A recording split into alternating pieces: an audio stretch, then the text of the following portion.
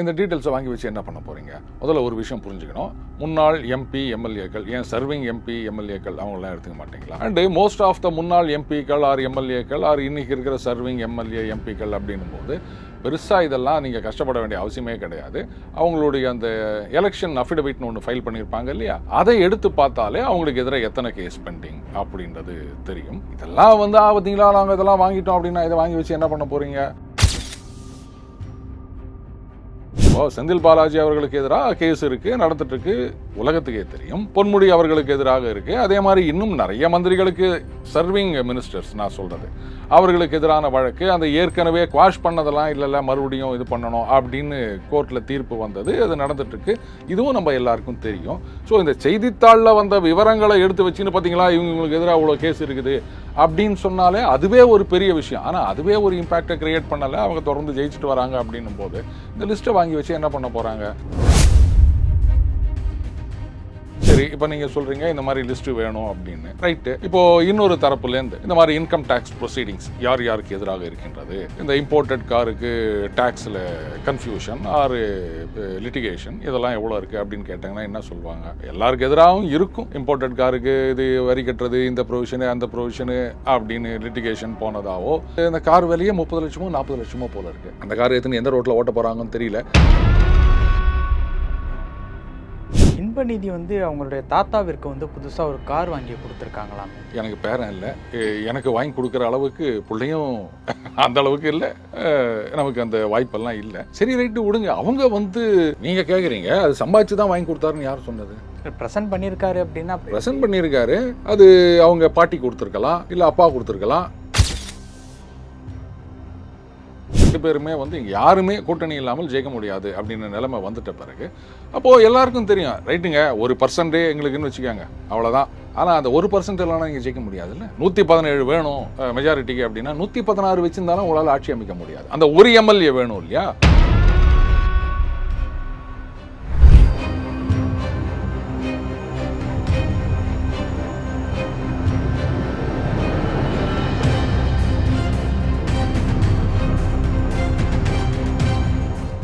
Real one நேயர்களுக்கு வணக்கம். இன்று நம்மளுடைய நேர்காணலுக்கு டெய்லி பஞ்ச் அருண் அவர்கள் நினைச்சிருக்காங்க. சார் வணக்கம். வணக்கம் மாமதா, எப்படி சார் இருக்கீங்க? ரொம்ப நல்லா இருக்கமா சார். தமிழ்நாட்டில் இருக்கக்கூடிய முன்னாள் இந்நாள் எம்பி எம்எல்ஏக்கள் மீதான ஊழல் வழக்குகள் குறித்த விவரங்களை வழங்குமாறு அளித்த மனு மீது 12 வாரங்களில் முடிவெடுக்க வேண்டும். மாநில தகவல் ஆணையருக்கு உயர்நீதிமன்ற உத்தரவு. இது தாவைக்காவை சேர்ந்த வழக்கறிஞர் பிரிவு நிர்வாகி ஆதித்ய சோழன் தொடர்ந்த வழக்கில் இந்த மாதிரியான ஒரு நடவடிக்கை எடுக்கணும்னு சொல்லிட்டு கோர்ட் சொல்லியிருக்கு. இந்த நடவடிக்கையினுடைய நீட்சி எப்படி இருக்கும்? சரி, இந்த டீட்டெயில்ஸை வாங்கி வச்சு என்ன பண்ண போறீங்க? முதல்ல ஒரு விஷயம் புரிஞ்சுக்கணும். முன்னாள் எம்பி எம்எல்ஏக்கள், ஏன் சர்விங் எம்பி எம்எல்ஏக்கள் அவங்களாம் எடுத்துக்க மாட்டீங்களா? அண்டு மோஸ்ட் ஆஃப் த முன்னாள் எம்பிக்கள் ஆர் எம்எல்ஏக்கள் ஆர் இன்னைக்கு இருக்கிற சர்விங் எம்எல்ஏ எம்பிக்கள் அப்படின்னும் போது பெருசாக இதெல்லாம் நீங்கள் கஷ்டப்பட வேண்டிய அவசியமே கிடையாது. அவங்களுடைய அந்த எலெக்ஷன் அஃபிடவிட்னு ஒன்று ஃபைல் பண்ணியிருப்பாங்க இல்லையா, அதை எடுத்து பார்த்தாலே அவங்களுக்கு எதிராக எத்தனை கேஸ் பெண்டிங் அப்படின்றது தெரியும். இதெல்லாம் பார்த்தீங்களா, நாங்கள் இதெல்லாம் வாங்கிட்டோம் அப்படின்னா இதை வாங்கி வச்சு என்ன பண்ண போறீங்க? இப்போ செந்தில் பாலாஜி அவர்களுக்கு எதிராக கேஸ் இருக்கு, நடந்துட்டு இருக்கு, உலகத்துக்கே தெரியும். பொன்முடி அவர்களுக்கு எதிராக இருக்கு. அதே மாதிரி இன்னும் நிறைய மந்திரிகளுக்கு, சர்விங் மினிஸ்டர்ஸ் நான் சொல்றது, அவர்களுக்கு எதிரான வழக்கு, அந்த ஏற்கனவே குவாஷ் பண்ணதெல்லாம் இல்ல மறுபடியும் இது பண்ணணும் அப்படின்னு கோர்ட்ல தீர்ப்பு வந்தது, அது நடந்துட்டு இருக்கு. இதுவும் நம்ம எல்லாருக்கும் தெரியும். ஸோ இந்த செய்தித்தாளில் வந்த விவரங்களை எடுத்து வச்சுன்னு பார்த்தீங்களா, இவங்களுக்கு எதிராக அவ்வளோ கேஸ் இருக்குது அப்படின்னு சொன்னாலே அதுவே ஒரு பெரிய விஷயம். ஆனால் அதுவே ஒரு இம்பாக்டை கிரியேட் பண்ணலை. அவங்க தொடர்ந்து ஜெயிச்சுட்டு வராங்க அப்படின்னும் போது இந்த லிஸ்ட்டை வாங்கி வச்சு என்ன பண்ண போறாங்க? சரி, இப்போ நீங்க சொல்றீங்க இந்த மாதிரி லிஸ்ட் வேணும் அப்படின்னு, ரைட்டு. இப்போ இன்னொரு தரப்புலேருந்து இந்த மாதிரி இன்கம் டேக்ஸ் ப்ரொசீடிங்ஸ் யார் யாருக்கு எதிராக இருக்கின்றது, இந்த இம்போர்ட்டட் காருக்கு டேக்ஸில் கன்ஃபியூஷன் ஆர் லிட்டிகேஷன் இதெல்லாம் எவ்வளோ இருக்குது அப்படின்னு கேட்டாங்கன்னா என்ன சொல்லுவாங்க? எல்லாருக்கு எதிராகவும் இருக்கும். இம்போர்ட்டட் காருக்கு இது வரி கட்டுறது, இந்த ப்ரொவிஷனு அந்த ப்ரொவிஷனு அப்படின்னு லிட்டிகேஷன் போனதாவோ, இல்லை வரி ஏய்ப்பு பண்ணதாவோ, இல்லை கணக்கு காமிக்கலை, இல்லை தவறாக இவ்வளோ குறைச்சி காமிட்டு அப்படின்ற கேசஸ் நிறைய பேருக்கு எதிர்க்க இருக்கும். இப்போ அவங்களும் அதை எடுத்து காமிப்பாங்கல்ல. இது ஒரு ஆப்டிக்ஸ்னு நான் சொல்லுவேன். பார்த்தீங்களா, நாங்கள் அதெல்லாம் பண்ணிட்டோன்னு. ஏங்க, இது இவ்வளோ பெரிய கேஸ் எல்லாம் இருக்குது, அதுவே ஜனங்க ஒன்றும் கண்டுக்கலன்னும் போது இந்த லிஸ்ட்டை வாங்கி வச்சு நீங்கள் என்ன பண்ண போகிறீங்க? எதையோ பண்ணணும்னு நினச்சிட்டு எதையோ பண்ணின்னுக்கிறாங்க, அவ்வளோதான். இந்த இறக்குமதி செய்யப்பட்ட கார்கள் அப்படிங்கிற மாதிரியான ஒரு விஷயம் வந்து சொன்னீங்கல்ல, அதில் இன்சைடில் இருக்கக்கூடிய விஷயங்கள் என்ன? அதாவதுங்க, ஒரு காரை நம்ம இம்போர்ட் பண்ணுறோம் அப்படின்னா, இப்போ உதாரணத்துக்கு இன்றைக்கி இந்த டெஸ்லா எடுத்துக்காங்க. இந்த டெஸ்லாவுக்கு வந்து பாருங்கள், அந்த கார் வேலைக்கு மேலே கண்ணாபின்னான்னு வரி போட்டிருக்காங்க. கிட்டத்தட்ட 29 லட்சமோ என்னவோ போட்டிருக்காங்க போல இருக்குது வரி. பார்த்தீங்களா, டாக்ஸ் டெரரிசம் அப்படின்னு சில பேர் கிளம்பிட்டாங்க. அது இந்த கார் விலையே 30 லட்சமோ 40 லட்சமோ போல இருக்குது. எப்படி தினிக்கும் வந்து இந்த ஏழை எளிய நடுத்தர விளிம்பு நிலை மக்கள் தான் போயிட்டு ஒரு 4 கார் இல்லை அட்லீஸ்ட் வாரத்துக்கு ஒரு காராவது வாங்கினுக்கிறாங்களா? ஏங்க 30 லட்சம் 40 லட்சம் கொடுத்து கார் வாங்குறீங்க அப்படின்னு சொன்னால், அப்போ அதுக்கு இன்னொரு 30 லட்சம் வரி கட்டினா என்ன குறைஞ்சி போச்சு உங்களுக்கு?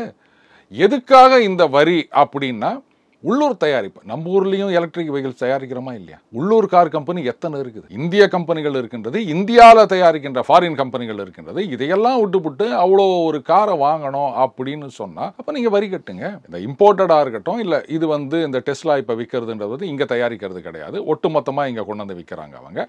அதனால தான் அந்த வரி போடுறாங்க. இதே மாதிரி தான் வந்து வெளிநாடுகளில் இருந்து நீங்கள் கார் இறக்குமதி பண்ணீங்க அப்படின்னு சொன்னால், சில நேரங்களில் பார்த்தீங்கன்னா காரோட விலையோட அதிகமாக இருக்குங்க அந்த வரி அப்படின்றது.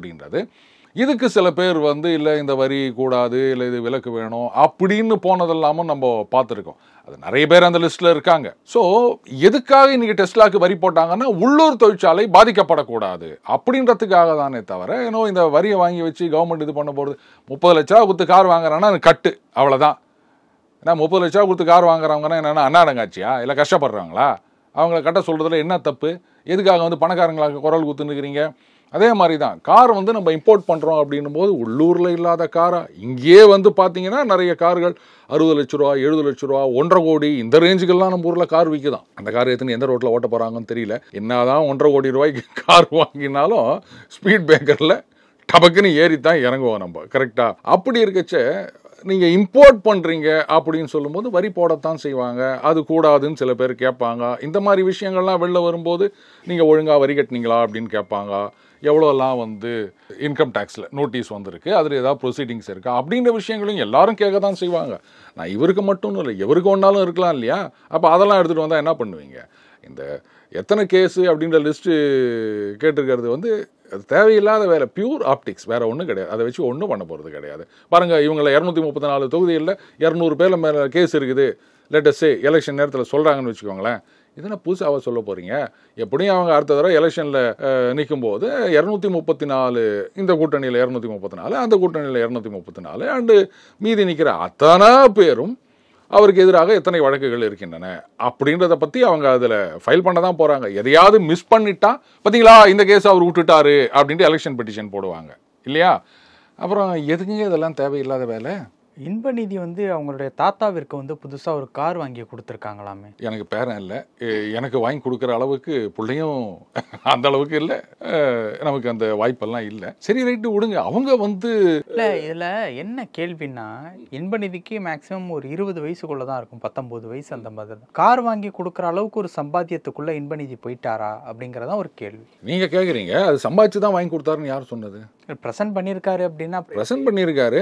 அது அவங்க பாட்டி கொடுத்துருக்கலாம், இல்லை அப்பா கொடுத்துருக்கலாம். அதெல்லாம் யாருக்கு காசுல பிரசன்ட் அப்படிங்கிறதெல்லாம் அவர் காசுன்னு யாருக்கு தெரியும்? ஏங்க 10 வயசு பேரன் கூட பார்த்தீங்கன்னா தாத்தாக்கு வந்து, தாத்தா உன்னுடைய பிறந்த நாளுக்கு நான் இதை வாங்கி கொடுக்குறேன், பார்த்துருக்கமா இல்லையா? அப்போ 10 வயசு பையன் எங்கே சம்பாதிப்பான்? நீங்கள் என்ன பண்ணுங்க, ஒட்டுமொத்தமாக இந்த காசு எப்படி வந்தது அப்படின்னு கேட்டால் அவங்க சொல்லுவாங்க, நாங்கள் சினிமா தயாரித்தோம், கதை எழுதணும் அப்படின்னு சொல்ல போகிறாங்க. அவ்வளோதானே. ஸோ இவர் காரு கொடுத்தது பெரிய விஷயம் கிடையாது. அதில் நீங்கள் வேறு ஏதாவது இது பண்ண முடியுமான்னு அந்த கேள்வியை கேளுங்க. அதை விட்டுட்டு சும்மா இதுதாங்க வந்து அந்த என்ன சொல்கிறது, அந்த நெரேட்டிவை தவறாக கொண்டு போகிறது. இப்போது என்ன ஆகும்னா, இந்த மாதிரி உப்புச்சப்பு பெறாத விஷயத்தெல்லாம் நீங்கள் ஒரு பெரிய இஷ்யூவாக பேசிகிட்டு இருக்கும்போது, அப்போ என்ன ஆகும், ஆமாம் இவங்களுக்கு இதே பழப்பு தான், இந்த மாதிரி தான் ஏதாவது கேட்டுட்ருப்பாங்க அப்படின்ற மாதிரி ஆயிரும். நீங்கள் சுகராக ஏதாவது ஒரு மேட்ரை பிடிச்சின்னு பார்த்தீங்களா அப்படின்னு கேட்டால் கூட, ஆமாம் இந்த மாதிரி தான் ஏதாவது பேசிகிட்டு இருப்பாங்க அப்படின்ற மாதிரி ஆயிரும்.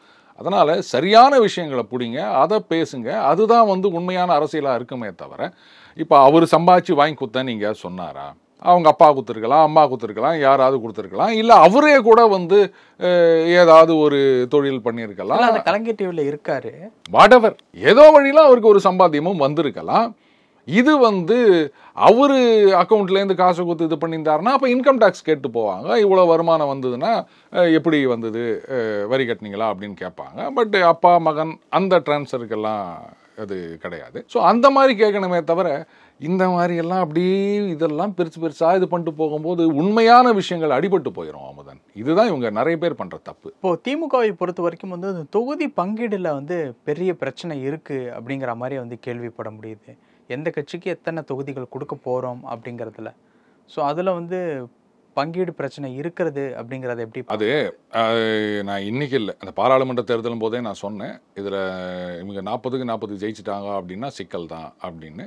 ஏன்னா அப்போ நிச்சயமாக மற்ற கட்சிகள் கேட்க தான் செய்வாங்க.